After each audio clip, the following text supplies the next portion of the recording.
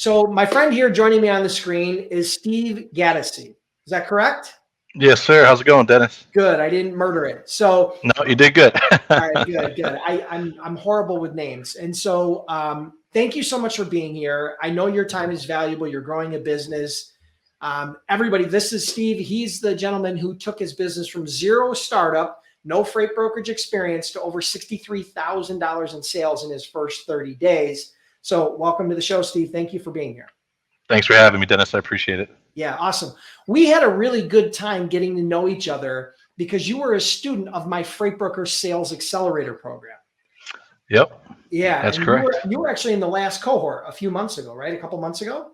Yeah, absolutely. In the last run, I believe, and I know that you're about to launch it again soon, so super excited for that. It's going to be helpful for a lot of people. Yeah, just so everybody knows, I don't want to spill the popcorn in the lobby, but get on that wait list. You can check the wait list out and get on there for free.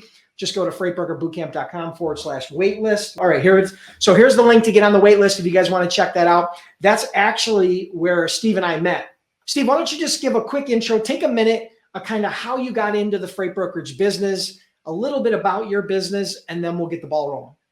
Yeah, absolutely. I've been in the truck industry as a whole for a couple of years now. Back in 2014, I started truck driving. I was a driver.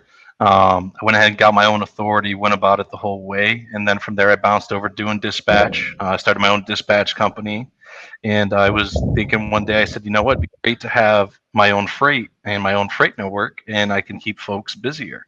And also maybe protect the rate a little bit, right? Because I'm have more control and maybe less greed at times, so I can actually help people. And so I went ahead and started brokerage, and so far it's been so good. Knock on wood. But we've been rolling steadily every single day and every single week. So when did you launch your brokerage? When did you actually start selling? Well, I got my approval. I think it was the last week of March, but I did not start in March. So for me, we had some other things going on. I had to make sure everything else was taken care of in some of my other businesses. So it really wasn't until I would say the first week of June that we started pushing with our brokerage. Okay. So you started in early June, and then talk to us about that. When you started, you didn't have a book of business. You didn't really have any experience as a freight broker. Zero. You were from the trucking industry. So you had a little bit, you knew how to navigate a little bit. So tell us a little bit about that first 30 days. How did that unfold? Well, it kind of unfolded where, I was enrolled in your program, honestly, and I took the time to go ahead and go through your materials. I took the time to, communicate with the folks and yourself and our weekly calls. From there, I really just used all that information and some of the information I had, and I started making phone calls. I started, focusing on my CRM and having that organized properly. And then I went and I started knocking on doors. I really believe in knocking on a door, and actually I've had great results that way. I think that face-to-face contact, being able to talk to people and relate to people is much easier in person versus the telephone. Yeah. So you found a lot of success face to face. So you were dealing with a lot of people in your local market. Where are you based out of again? I'm right outside Orlando, Florida.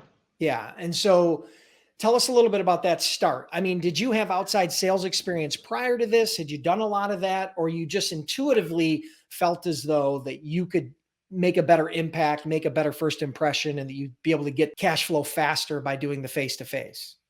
When I was calling people, I tried to start with my local market first because I knew I could actually go out and meet these people. So if I said to them, hey, I'm going to stop by and see you on Friday, I actually could. So, I targeted my local market, and, I went after that market, and I didn't really have much sales experience, I would say, prior to that. I would say I've done it to some extent because in my dispatch company, I was cold calling carriers, and that's how I would sign up a carrier. I'd call them, introduce myself, introduce what we're capable of doing, able to use good reference points, because we had a bunch of carriers on board with us. Then it really allowed me to already kind of navigate some of those initial like tendencies where people will be hung up or nervous. So, a little bit. Yeah. There's some huge advantages to face to face. If you're comfortable with face to face, I think it can go a long way because we've said it before in past trainings and interviews and different videos that I've done. It's a lot harder for somebody to tell you no and reject you face to face than it is over the phone. Now, don't get me wrong. You're going to get rejection face to face. I'm not trying to say that, but out of 100 rejections you get over the phone, it's, those types of rejections, it's probably going to be less than half of that or at least those types of rejections if you're face to face. It's just a lot harder once you do get in front of somebody, because people don't want to be rude. Most people don't want to be rude, and it's a lot harder to be rude face to face. So you can usually get a couple minutes of their time because they know you've taken the effort to get out there and do that. If you're comfortable with that, I highly recommend it. Matter of fact, we just interviewed Lita Hakopian last week, and she talked about face to face as being one of the secrets to help her get her brokerage running really, really fast too. So, all right, great. So the local is where you started, and tell us how you found your niche, because I know you kind of navigated your finding your freight niche a little bit different. Yeah, so a lot of times in the beginning, everybody's trying to pick a niche, and I kind of came to the general conclusion that my niche will be anybody that gives me my first load. So I didn't want to like sell myself short, and I didn't want to focus on just one area, because you never know what that market's doing, right? Like for Right. example, produce season is now going really strong in California. Well, now might not be the ideal time to call somebody in California and try to get set up with them. You probably should have called them 2 months ago prior to the rush. So because you're learning that little bit of you're learning it slowly, you're learning as you go, you're firing from the hip. I just come to realize that, for me, I wanted to go ahead and just try to find anybody that would work with me. And that's what I did. And I knocked on doors nonstop. I mean, I made hundreds of phone calls a day. I've been hung up on. My first phone calls were terrible. I mean, bad, bad. But, I worked through all that, gained confidence. And, there's rough days out there. I mean, if I have a bad day at home, something's going on, I won't do sales calls because I know that my energy is just not where it needs to be to, pass on to somebody through the telephone. Because I think that's true. You got to carry the energy. So you're finding your niche. You basically took a little bit of a shotgun approach when you first started and said, listen, I'm going to survey a whole bunch of different industries, a whole bunch of different niches, and I'm going to kind of see what I get some traction with. And then based on that, I'll do some additional due diligence and figure out if that's the niche I really want to pursue. Is that correct? Absolutely correct. So now Absolutely. at this point, after going through that process and kind of navigating that, you've started to niche down now a little bit more. So tell us a little bit more about your current niche. Yeah, so now I'm mainly working with flatbed. I've been doing a lot of lumber. We're trying to transition into doing piping and fertilizer. But yeah, I just stick with flatbed predominantly now. It's not because it's any easier or harder. It just happened to be what came about for me. I'm not necessarily doing oversized or overweight or anything overdimensional yet, but flatbed seems to be something that was a little easier for me to get into. All right, great. So tell us a little bit about your business now. You started it in June, and we're only a few minutes later, or a few months later. So you literally are just still on this startup phase. Tell us a little bit about how your business has progressed or evolved or Yeah, developed since that first 30 days. And during that first 30 days, one question before I go. You did yeah. 63,000 in revenue. About how Gross much revenue. profit was that? Around 20%. About 20%. So roughly 10, 12,000, something like that, roughly? Yeah, right. Yeah, Around on the higher 12,000 or end. so. Yeah, Yep, on the yep, on the 12,000 absolutely. side. So you made about $12,000 in profit your first month as a broker. What does Mhm. that look like now a few months later? Well, we were expecting to double this month. I mean, the reality is that what we've done is we've gone back to our customers and we've asked for more freight. And it literally just took me doing that, just send them an email or making a phone call and saying, hey, everything's been going good for the last XYZ. And, is there any way we could get more volume from you guys? A couple customers have, and, one or two have not yet. But, we hope to gain more always. So you're expecting maybe by the end of August here that you would potentially hit six figures per, I would in think we'll revenue? do over. Yeah, You I do think we'll over do six over. figure. Yeah. And Hmm. you guys got to understand, he just started this in June. We're recording this interview on August 15th. Okay. So we're literally like just a couple months later, and he's already approaching 100,000 and could exceed 100,000 in revenue this month. Have the margins stay roughly the same in that 15 to 20% range? The margins have stayed roughly the same. I do kind of worry though coming into the next coming month, watching kind of the flatbed market lose a little bit of its momentum. But I'm gonna stay positive and I'm gonna say I hope it does stay the same. We try not to be greedy because everybody likes to think, oh, you're killing on every single load. Well, there's some times where I take loads and I make no money at all, but because I take other loads where I do make money, it balances out. Yeah, So a I dollar think that's cost important to averages. understand. Yeah, dollar You know. cost averages it way out.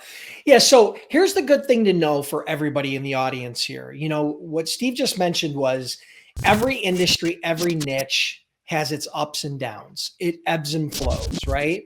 There's times when the getting is really good, and there's times when the getting is a little tougher. And so you have to understand and be able to navigate that. And mentally, you have got to be prepared for that. I want you to be prepared for that up front. Steve just gave you that. He's prepared what's going on. He's going to stay positive, and he's going to continue to do his due diligence and work hard. But here's the cool thing about rates, okay, when it comes to any niche. The cool part is when demand goes down, meaning there's less loads than there are trucks, okay? When there's more loads than there are trucks, demand goes up, price goes up. When there's less loads than there are trucks, rates go down. The cool part is, as a broker, if you're smart and you pay attention to what's going on in the marketplace, you can always fit yourself in the middle at that 15 to 20% range, because as demand goes down, price goes down, but so does the cost of the truck. Okay. So your trucks will go down in cost from point A to point B. So I don't want to get overly complicated, but the cool thing is as a broker, you're not consuming those fixed costs that a carrier has. You know, being a carrier and being profitable as a carrier is way, way, way harder than it is as a broker. I give them all the credit in the world. Anybody who's an owner operator or owns a small fleet or a large fleet and can operate profitably in this day and age, you're doing something right. Okay. So congratulations to you, but just know that as the industry ebbs and flows, you should still, if you pay attention and you really focus in and you keep your ear into your market and you listen carefully, you know, you should be able to consistently be able to pull a 15 to 20% margin out as long as you're paying attention. So, all right, cool. So you're focused in a little bit more on flatbed now. Have you niched down any further than that? Is it a lot is there any geographical areas or lanes where you focus in on more than others, or is it really just, hey, flatbed anywhere? I like to think flatbed anywhere. I don't want to limit myself geographically, anywhere. To me, the United States as a whole is a big open grounds of, my own demise. So if I want to put in the effort and the time and go up to Utah and find shippers over there, I can. If I want to go, what I would really like to do now is I'd like to build more backhauls out for my current carrier. So, one of the things I've heard you talk about a lot and you push a lot on is, continuously working with the same carriers over and over to really have a good working relationship with those people, because they do end up becoming your backbone. So what I'm working on now is, I have lanes that go up to South Carolina every single day almost. So right now I'm looking for return hauls up in South Carolina for my flatbedders, so we can, keep them moving and keep the same people loaded. I love going to load board. I think it's great. I'm not knocking it. But if I can pick up the phone and call John, who I've worked with on 45 loads, and he's delivered them on time, that's who I'd rather work with, just Yeah, exactly. I mean, it's always easier to do business with a carrier you're already set up with than it is to vet and set up a new carrier for every load, right? And that's what you'll find is if you start getting into a little bit more of a geographical niche where you start running heavy, specific lanes or specific region to region, what you're going to find is you're going to start using a lot of the same carriers over and over again. But if you're calling on shippers in Texas today, and the next day you're calling on shippers in Idaho, and the next day you're calling on shippers in California, and the next day you're calling on shippers in Maine, there's going to be a lot of disconnect between the carriers that you're using. So what you're going to find is you're going to have to do a lot of finding carriers from load boards, Post and Hope. You know what I mean? That some of those. Now you can do the proper due diligence, and you can do that due diligence in advance of doing the quotes, but it does take a lot of work, right? It takes a lot of work to feel comfortable that you're going to be able to, number one, quote it right so that you got the right price. And secondly, that it actually is going to come with a truck, right? So what's been your experience there when you jump into a new market and take a chance? What have you, how you've handled that? Well, I got to tell you, so jumping in a new market and taking a chance is always risky. But I think, starting any new business is risky. And, sometimes you got to just make sure your number is close enough to as right as possible. I'm not using pricing tools. There's a whole bunch of them out there, some really great stuff, but you could spend a tremendous amount of money on these tools. So what I try to do is I try to use load boards, price the market. I try to use the tools to price the market. And then I try to put a price together that I think is competitive and I'll be protected, and then give it to the customer. Now, I've lost lane bids over $50. I don't take that personal. I consider that a win in my book still, because you know what? I was close. Like, I was right there. And I don't look at it like as a bad thing. Now I just got to go back to the table and I know, hey, I'm within the ballpark. Some guy wants to do it for $50 less. Maybe he only needs a $50 profit, to run his business. Then my hat's off to him. Yeah, exactly. I mean, here's the thing, right? It's easy to be the cheapest. it's easy to be the cheapest rate. It's hard to cover freight when you're the cheapest rate, right? Absolutely. It's easy to be the most expensive, right? But then it's hard to get the shippers to accept your bid because Yep. they're typically not going to pay you 30 to 50% more than they're paying somebody else. Okay. The hard part is finding that sweet spot where maybe you're not the cheapest, but maybe you're 50 or 100 or maybe even $150 more expensive than their current provider. But because of the value that they see in the relationship, or maybe some of the pain that they're feeling in their current situation because it's not exactly the way they want it, they'll give you an opportunity. I want you to understand something right now. It doesn't sound to me like Steve is always the cheapest. And I know I was rarely, if ever, the cheapest. Okay. I didn't sell that way. I'd rather have less customers, but customers that appreciated me and were willing to pay the premium to do business with me because I knew that those were based on value, not exclusively based on price. So there's that old adage, right? Win on price, lose on price. And everybody always navigates to price in this game. And I know it's an important component, but it's not the only component.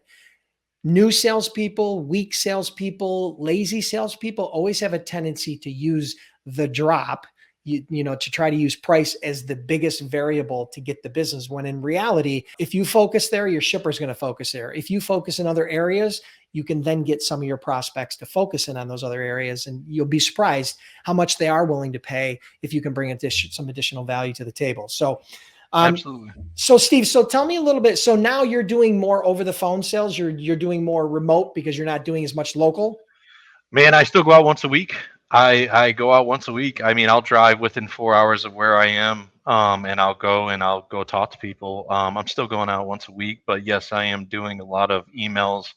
My CRM tracks, whether or not people are interacting with my emails, if they're interacting with my websites, and I'm still making cold calls every single day.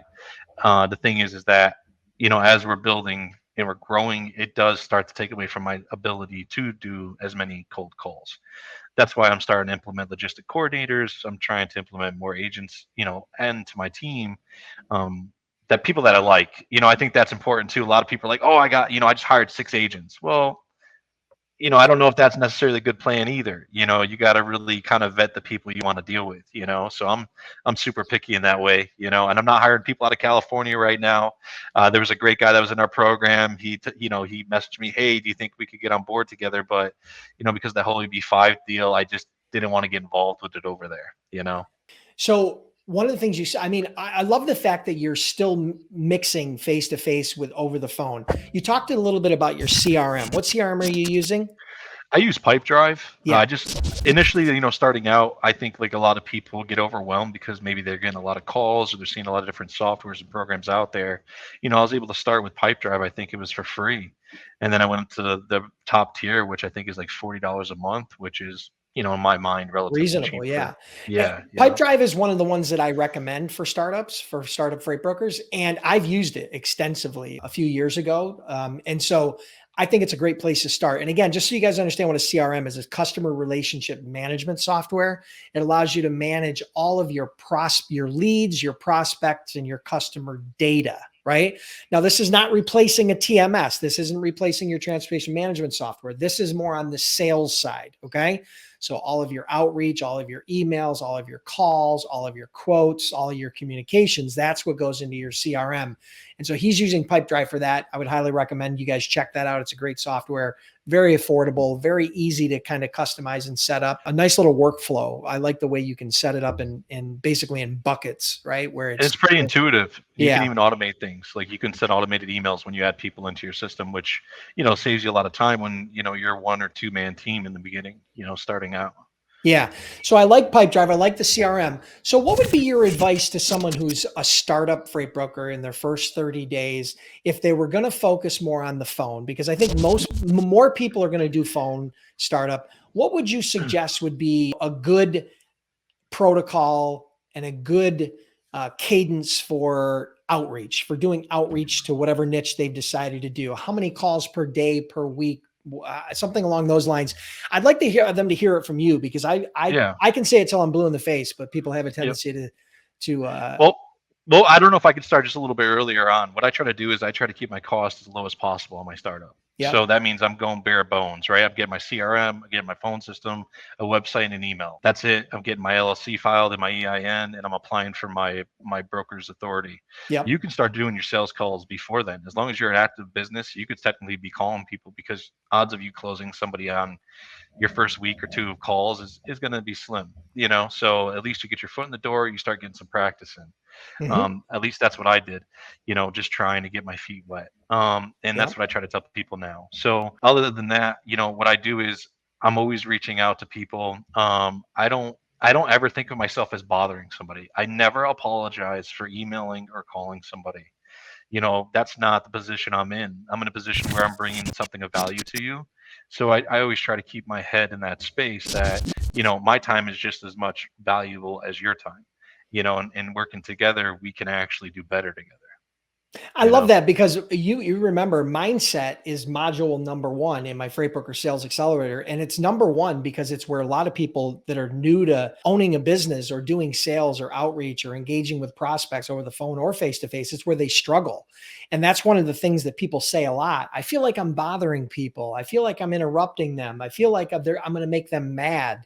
And the thing is, what I loved what you said was, you positioned it as, I have something of value that I can provide to them. So therefore I'm not an interruption. I'm not a bother. Now, whether they're willing to listen to the value that you're able to provide is one thing. But the fact is that number 1, you're confident enough that you can provide that value. And that's how you justify the fact that, hey, listen, not everybody's going to listen. Not everybody's going to like me, but they don't all have to. Here's the good thing about being a freight broker and a small startup.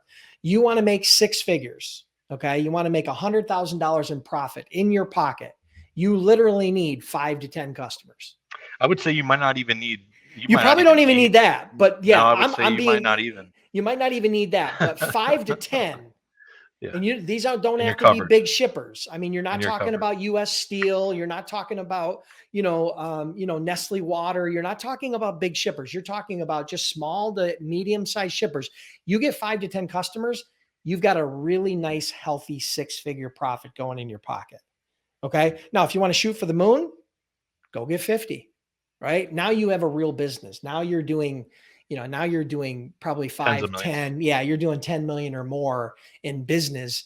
And if you can maintain your margins at 15 or 20%, yeah, your overhead's going to go up a little bit, but I promise you, it won't go up that much. You're still going to be sticking a lot of money in the old Hip National Bank. So, all right, cool. So the question, let's hone in specifically on that question. How many calls would you suggest a startup freight broker make when they start doing outreach, if it's predominantly over the phone? I would say, or I would advise people to do as many as they can, as long as they're sounding fresh. Okay. I do believe people get tired. Yep. I do believe at the end of the day, your call is probably not going to be as solid as maybe around just before lunch. Yeah. I mean, just my own opinion. Yeah. I've myself made 100+ phone calls in a day, and I can tell you by the last phone call, I just wanted to rip my headset off and go lay down. Yeah. Yeah. I also learned to qualify people a lot better. So, on my first interaction with you in the first couple minutes, I already know if I'm dealing with you or not. And then I turn away if not. I just say, hey, that's great. I'll follow up with an email. Thank you very much for your time. And I move on. I don't get caught up in a 30-minute conversation with somebody that's going to add 0 value to me or to my business. I like the way you put that. And here's the thing, Steve, you know me, we went through the Freight Broker Sales Accelerator together. And anybody who's followed any of my sales training, I'm much more of a quality over quantity guy. Now, when you're starting out and you don't have experience and you don't have a big network and you don't have a book of business, you are going to have to make up in numbers what you lack in experience. And that's okay. But I'm not one of those guys that says you got to go out and make 100 or 200 phone calls a day. What I'd rather have you do is focus in on quality. I'd rather have you have 5, good quality engagements in an entire day than to have 20 1-minute hangups or 30-second hangups. Okay. So the way you do that, and the reason how I've structured the whole Freight Broker Sales Accelerator program, is that we've created it. The most important part of that whole deal is how to get their attention. You got to get their attention. And if you sound like everybody else in the market, you're going to get treated just like everybody else, right? You're going to get the Heisman and you're going to get stiff armed and you're going to hit the sidelines on your back. Okay. That's absolutely true. That's the biggest problem people have is, they're saying, oh, I called the shipper today and he says he got 40 phone calls. people calling just like me. Yeah, because you Well, sounded just like him. yeah. Everybody's heard it before. Different is better than better. And so you have to develop a compelling sales hook. You have to develop more than one sales hook, but you have to develop that thing that's going to differentiate you and that's going to get their attention and become something that is a talking point that then leads to a two-way conversation. Because a lot of times, when you're cold calling a shipper and you get on the phone and you vomit on him, and then all of a sudden he says, I'm not interested, or just email me some info, that's the shortest two-way conversation you've ever had. He said 6 words, you puked all over him. But if you have a compelling sales hook, all of a sudden it's going to start an actual dialogue where we're back and forth, questions, answers, comments, response, building rapport. Now, all of a sudden you've been able to put together a 3 or 4 or 5 minute conversation or more where you've been able to build that rapport and differentiate yourself. But the hardest part is the first 15 seconds. If you don't make a good first impression, chances are very slim that you're going to get a next call, right? And we all know that you're not going to close people on the first call. It doesn't work that way in this business. It's extremely rare, and you shouldn't even try to close people on the first call. Your goal on the first call is to build rapport and to get the second call. That's all you're really, and to gather sales intelligence and get that second call. That's really what you're trying to do. So how does that differ or kind of fall in line with the cadence that you've put in place for your business? Because I know you spend a lot of time prospecting and building your business, even though you're still, you've got to service the other side and cover all those loads. Tell me a little bit about how that resonates with you. Yeah, well, I do something similar. Myself, I try to be, if the call is going bad, I don't want to be memorable. Let's just say that if I'm making mistakes or my new agent's making mistakes or somebody's having trouble, I don't want it to be memorable. I want them to forget me. So when I call back in 30 days, I got another fresh start at it, right? So I know that maybe sounds contradictory somewhat to what you're saying, but if you know the call is going bad or you're stumbling or you're struggling, I just simply try to be forgotten. And I know that sounds horrible to say, but it's gone bad. So why keep the memory there? Because next time you call, they're gonna be like, it's this clown again, and then they're not gonna want to deal with you. But if the call is going great, I try to stand out, I try to be different. I maybe do some research on the people I'm calling in advance, so that way I have some information on them. I'm not saying I'm going to go on their Facebook and stalk their profile on their Instagram, but I'm going to look into their business. I'm going to find out some things that might be happening. Maybe they're opening a new building, and I'll start talking about that with them, and seeing if that's a way to dig in. And, people will usually make a sports reference or they'll do something that, you can have some type of bond about, and that's big for a lot of salespeople, I've noticed. Yeah. You need to gather sales intelligence, and you need to leverage that sales intelligence to start building that rapport, right? You need to find something that you have in common, right? When I was taught sales 100 years ago, okay, a lot of it was face-to-face sales, and they would say you need to find the deer head on the wall. And what they meant by that, and it's a very weird reference, but if you knock on somebody's door and they open the door and you see in their inside their home that they have a deer head hanging on the wall, you're not going to talk to them about golf. You're going to talk to them about hunting. Yep, Okay. they're a And hunter. vice versa. If they've got a Corvette in their driveway, right? You're going to talk to them about sports cars. You're going to talk to them about Corvettes, right? So you need to be able to use and gather sales intelligence. Now, if you're doing that remotely, like Steve is, and like most salespeople are, you go to places like the website, you go to places like Google, you go to places like their LinkedIn profile, and you can gather sales intelligence that you can then use. And if worst case scenario, you just think about the geography that they're in. If they're in Atlanta, chances are that, well, there's multiple sports teams you can talk about, right? Or maybe you look up some recent news about Atlanta. Hopefully it's not political, but ultimately, find some recent news about it's specific to their geography, and you can use that as a talking point. You can use that as a rapport builder. You can use that as a way to differentiate yourself, because very few people, believe it or not, take any amount of time to gather sales intelligence. And it absolutely blows my mind, because it's one of the most valuable tools you can have in your arsenal when trying to build rapport and a relationship with someone that you don't know in a cold environment. So I love the fact that you gather sales intelligence. But before we go, is there anything you want to share with the audience? Is there any parting piece of advice or anything you think was really, really important that you did or that you would do differently in your first 30, 60 days in order to get further faster? I probably would have tried to keep my cost even lower in the first 30 to 60 days to increase my profits even greater. Hmm. I honestly think that there's a lot of things out there people do need from day one, but there's a lot of things people don't need from day one. And knowing where and when to buy and in the sense of that type of thing is very important. I don't know if it's okay to say this, but I use Ascend TMS. Hmm. They're the TMS system I use. Yep. They're free. To start out, they're free. Why would you pay for anything if you can start with that? I understand it might not be the best and something you want to use forever if that's your point of view, then that's fine. But starting out, try to keep your costs as low as possible. Invest in good training. Join Facebook groups and things like that. Like your Facebook group is awesome. I see great people up there all the time, and don't lose hope. I can tell you right now, Derek Jeter probably try to hit a million balls before he got his Yankees deal. LeBron James probably shot a million basketballs before he got his deal. Don't be deterred by 500 bad calls or 500 no's. You don't have to have 5,000 yeses in your career. You got to have maybe 100 and you're golden. You because a lot of these people are going to be around for years and decades. So these people, they're going to build relationships with you and they're going to stay with you because they like you. This whole business is really built on communication and people wanting to talk to you and being able to deal with you. I feel that way. I tell people all the time it's a relationship business. If everybody's offering transportation, that's great. I'm offering great communication. I'm happy every day. I start off every day positive. Stuff's going to happen, and your customer knows that. You know that. The truckers know that. You just got to keep everybody happy, and the best way to do that is to be good at communication.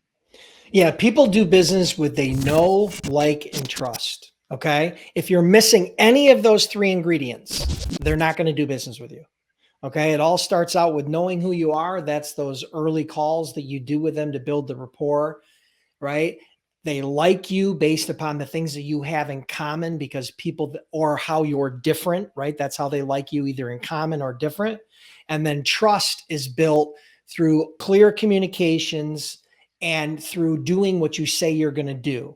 So, for example, you say that you're going to send them an email in an hour and you send them an email in 30 minutes. They know that you did what you said you were going to do. But if you say you're going to send them an email in an hour and you don't send it till tomorrow, you've already have one strike against you. Okay. Because you didn't do what you said you were going to do. And if you're not going to do something as simple as send an email when you say you're going to send it, how can anybody trust you? So you have to build that trust 1 inch at a time, right? So I think it's interesting the way you put that. And I really appreciate you kind of framing it that way, because I think it's very important, that you consider that in every single one of your calls. Okay. Appreciate you guys being here. Steve, so congratulations on all the success. Thank you. Keep me posted how things go. If you are able to hit We 6 will. figures this month, that would be great. Anything you want to leave with the audience before we jump into Q&A? Yeah. Also, hey, just make sure when people are asking you for quotes, you're not sitting on them for 4 days and then responding to them. That's something huge that I hear people doing. Don't do that. Get that quote back as soon as possible. I'm not saying you gotta, rush it, but do your due diligence and get it back. Don't sit on it for 24, 48. Try and get a response back. If it's okay with you, yeah, I got a little YouTube channel. It's called Freight Sniper. It's usually just general information about the freight industry. I just started it not too long ago, so if anyone wants to check me out there, they can. Awesome. If you're curious about becoming a freight broker or a freight agent, and you're trying to put the pieces together on YouTube and Google and all these different places, and they're just not all matching up, and you've got a lot of questions, check out freightbrokerbootcamp.com. We've trained over 10,000 students, been in business over a decade, and I offer a 60-day, 100% unconditional money-back guarantee. I can't make it any easier than that. Thank you so much. Truly appreciate you guys being here. Have an awesome day, and we'll talk next week.